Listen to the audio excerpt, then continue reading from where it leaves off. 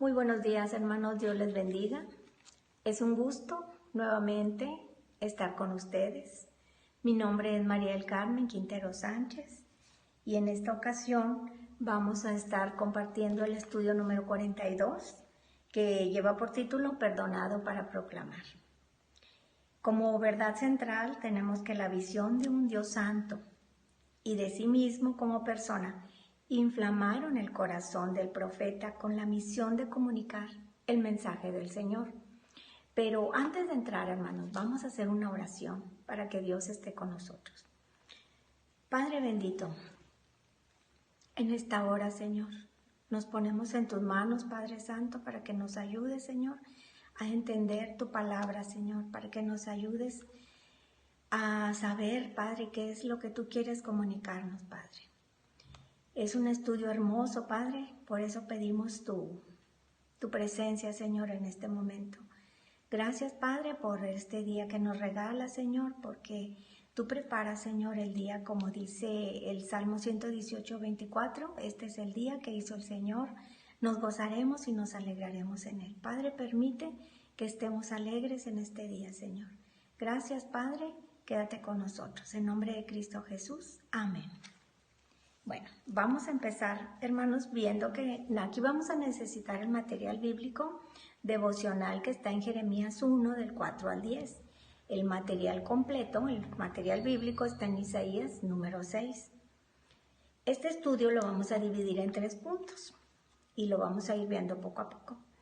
Como introducción tenemos que Isaías no conoció jamás otro gobernante más que al rey Usías, quien reinó 52 años sobre Judá. Por eso cuando muere el rey Usías, Isaías estaba consternado y preocupado pensando, ¿qué va a pasar ahora? Pero Dios intervino en una visión mostrando que el verdadero soberano todavía estaba en su trono. Isaías recibió un llamado dramático de parte de Dios para convertirse en profeta. El mensaje fue enviado por serafines. Serafines significa algo que arde y deslumbra. Es evidente que los serafines eran ángeles que vinieron como voceros de Dios. El ministerio de Isaías se extendió por 40 años. Era consejero de Estado y primo del rey Usías, por lo que el pertenecer a la realeza lo capacitó para ser de gran influencia. Vamos a entrar al punto número 1. Que lleva por título Reconocimiento del verdadero soberano. Esto viene en Isaías 6, del 1 al 4, y espero me acompañen en sus Biblias. Dice el versículo 1, en el año que murió el rey Usías, vi yo al Señor sentado sobre un trono alto y sublime, y sus faldas llenaban el templo. Por encima de él había serafines, cada uno tenía 6 alas, con 2 cubrían su rostro, con 2 cubrían sus pies y con 2 volaban. Y el uno al otro daba voces diciendo, Santo, Santo, Santo, Jehová de los ejércitos, toda la tierra está llena de su gloria. Y los quiciales de las puertas se estremecieron con la voz del que clamaba, y la casa se llenó de humo. Aquí vemos, ¿verdad?, que la ocasión de la visión, o el por qué Isaías tuvo la visión, fue provocada porque se había muerto Usías, ya que era más que el rey de Judá. Él no había conocido a otra persona más.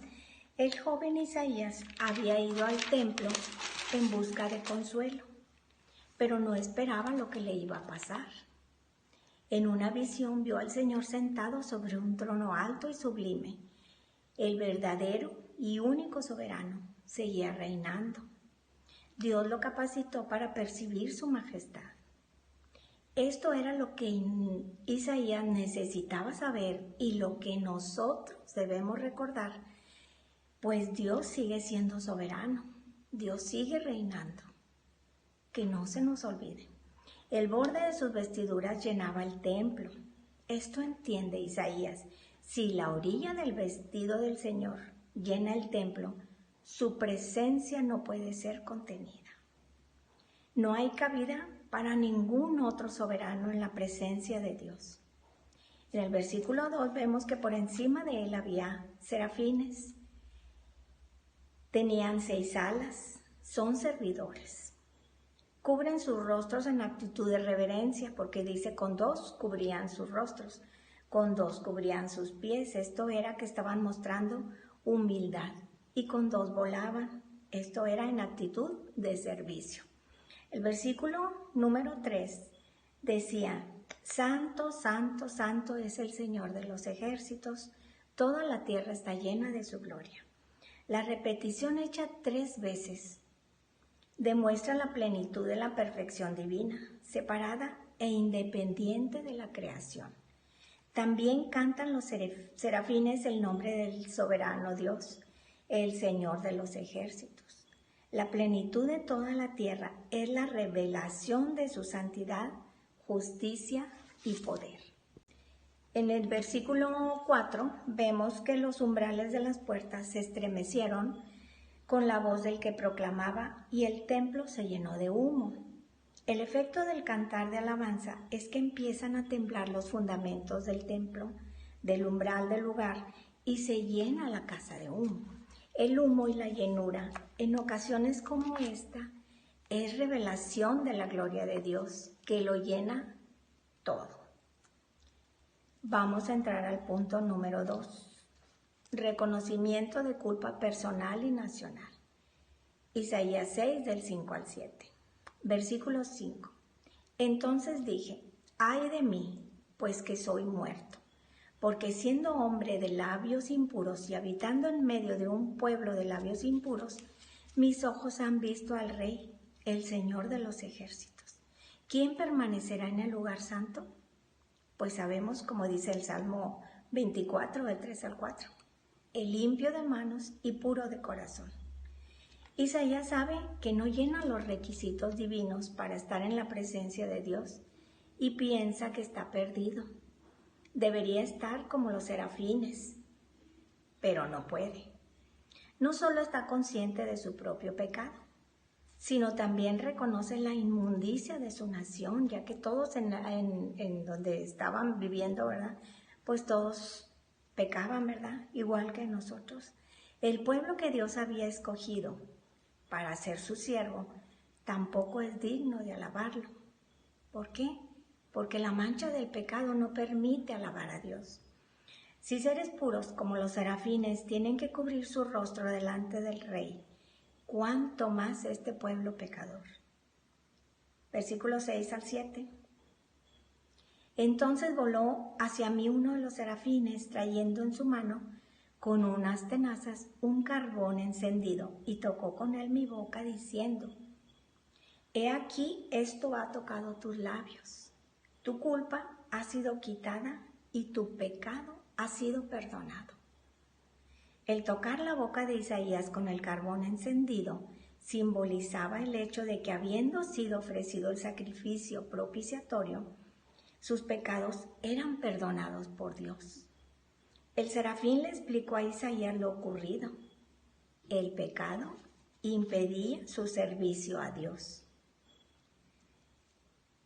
No hablaba de ningún pecado en particular, sino del pecado en general. La culpa involucrada en su naturaleza torcida fue quitada para no obstaculizar el camino del perdón divino. Su pecado quedó cubierto por el sacrificio del altar. Nosotros también somos perdonados si aceptamos a Cristo en nuestro corazón, porque Cristo ya hizo el sacrificio en la cruz por nosotros. Que no se nos olvide. Punto número 3. Reconocimiento de la necesidad de servir. Isaías 6, versículo 8. Entonces escuché la voz del Señor que decía: ¿a quién enviaré? ¿Y quién irá por nosotros? Y yo respondí: heme aquí, envíame a mí. Por primera vez el Rey soberano habla. Hasta aquí estaba el trono, pero sin hablar. Siempre estuvo calladito, ¿verdad? Pero ya aquí lo que viene, ¿verdad?, es lo más bonito. Su pregunta dirige la atención al que ha de ser enviado. Quiere que Isaías responda. El Señor sabe la respuesta, pero Isaías es el que debe responder. Isaías ha sido perdonado y su perspectiva personal de la vida ha cambiado completamente. Estaba desesperado. Tiene un encuentro con el Señor de los ejércitos. El rey pudo haber ordenado, pero ahora más bien declara una necesidad. ¿A quién enviaré? ¿Y quién irá por nosotros? Al decir nosotros, el Señor soberano indica pluralidad. El encuentro de Isaías con Dios es semejante al que todos los salvados hemos experimentado. Isaías fue al templo buscando alivio a su angustia, pero tuvo un encuentro con el Consolador. Dios es el que nos está buscando. La respuesta de Isaías es inmediata. Hacía unos momentos pensaba que estaba perdido. Sin embargo, habiendo recibido la seguridad del perdón, está dispuesto a servir al Señor, aún antes de conocer la misión a que será enviado. Se ofrece voluntariamente. La misión es que Él sirva de portavoz del mensaje de Dios a su pueblo. Dios nos ha salvado para servirle. El mundo se convierte en nuestro lugar de trabajo. Ahora somos embajadores de Cristo y nuestro ministerio es el de la reconciliación. Isaías fue fiel al llamado del rey. Hasta aquí se termina el estudio, hermanos, pero recordemos, hermanos, que todos somos pecadores, que necesitamos reconocer que somos pecadores. Primero que nada, reconocer.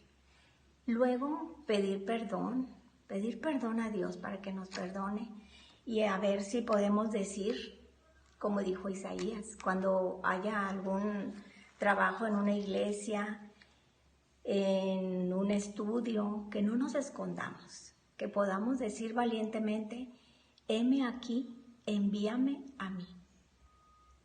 Gracias, hermanos. Este fue el estudio el día de hoy y gracias por su atención. Dios los bendiga.